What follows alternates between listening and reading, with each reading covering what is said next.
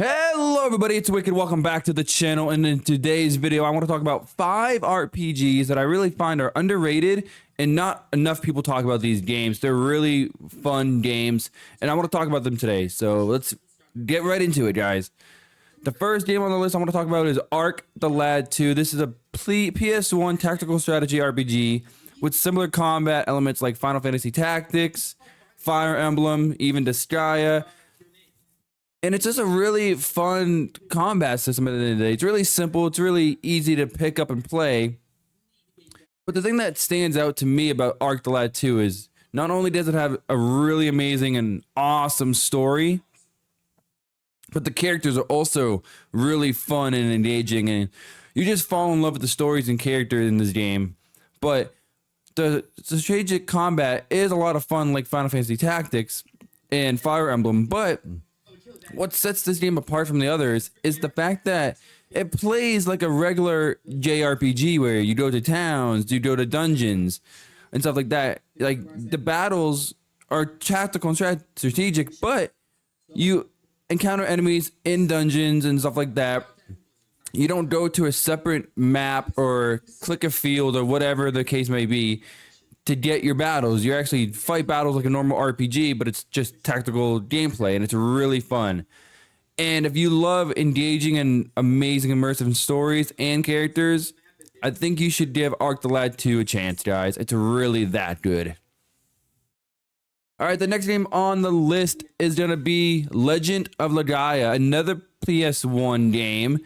It's a standard turn-based RPG with a 3-party system, similar to Wild Arms, where you start with one character, go through their intro, go to the next character, do their intro, third character intro, until they all just, connect into one story.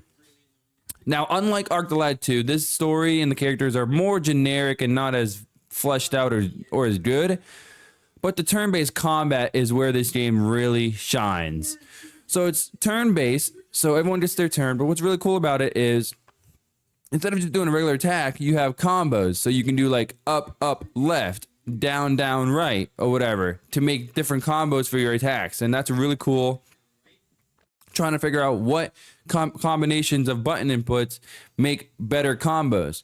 And as you play the game, the further you get into the game, you can do longer combos. So you can do up, up, down, and then combine that with down, down, right, or for an example, and you can do a longer combo, more hits. And it's just really fun trying out different combinations and seeing what works and what doesn't work.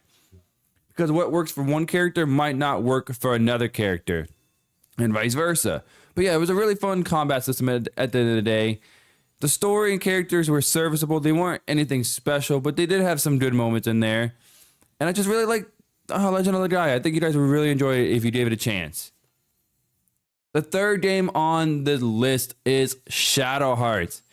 Now, I could talk about the whole series as a whole, but we're just going to start with the first game today because I think the first game does the best job of creating a dark and dreary atmosphere that the games are going for.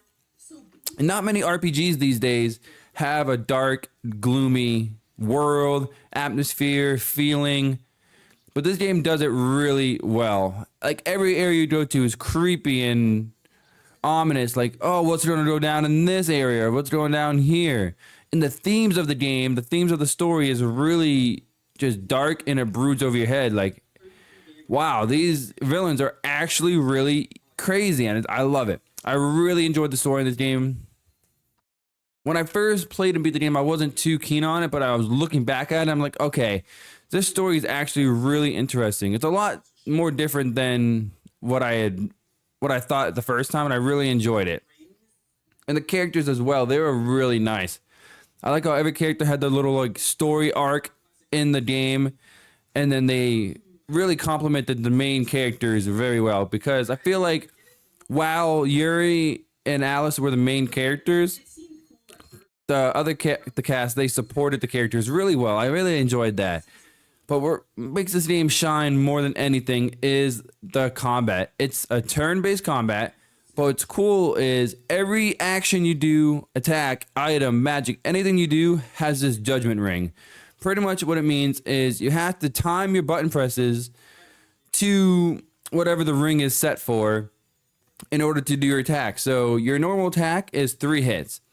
But if you miss the third hit in the judgment ring, you only do 2. And there's also times where you can get a perfect. There's a little piece of the area of the ring that is a different color that when you hit it, you get a perfect, which adds more damage onto your attack. And just trying to combo that with your magic and getting the best out of your characters that you can. It's a really fun system. And I think everyone should play this game at least once just for how unique the setting is, the story is, and the gameplay is. Shadow Hearts is one of the best games I've played in a long time. The 4th game on this list is probably the most recent game, but it's still a fun game. It's Destiny Connect TikTok Travelers. This is a modern take on turn-based combat, and it's a modern take of the time traveling that you would see in something like Radiant Historia or Chrono Trigger. It's really cool. The story and characters are really simple, really plain, but when you're playing the game, you feel like you're part of the group that you're traveling with. I really enjoy that. They feel like they're real humans in that way. But the combat is where, again, where it shines.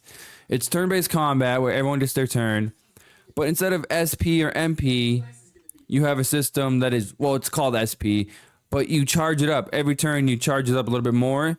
And once it gets to like 100%, 200%, 300%, then you can do different tiers of spells. And it's really cool. Do you want to wait until you have 300 SP to do your best attacks? Or do you want to dish out maybe smaller damage over time or do a debuff or whatever? It's just a really cool system to try to find out what works best in the combat. And then every enemy has a different elemental weakness, and you have characters that can exploit those weaknesses really easy. I love that. And the coolest thing about this game is the robot Isaac.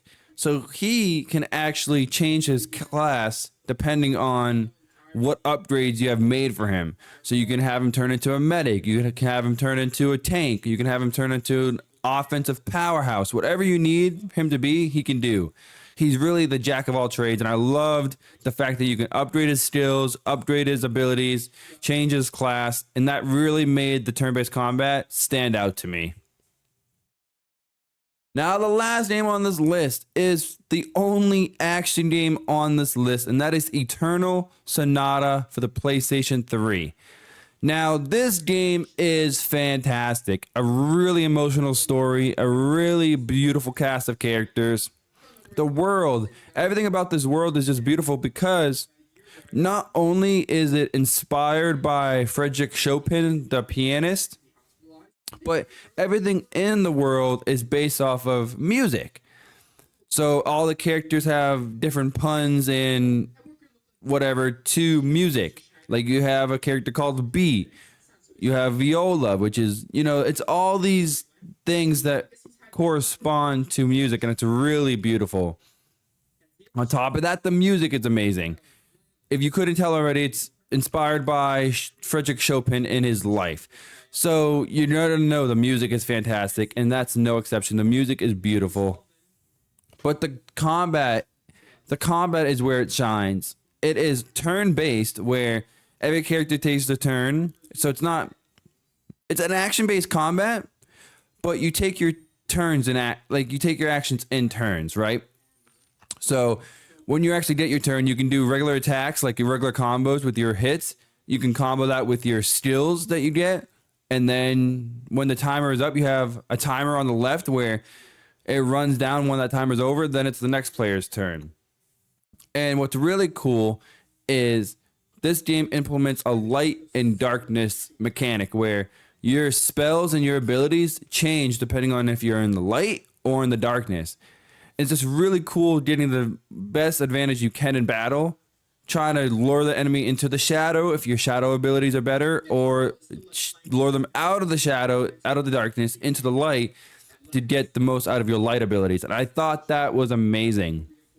And as time went on, it turns more into a turn-based game to an action game, because the further you go in, your tactical gauge, which is the amount of time you have to do your action, actually becomes shorter and you have to respond quicker. And I loved how the game kept you on your toes by constantly updating its systems and making you change the way you play. And I loved Eternal Sonata for that.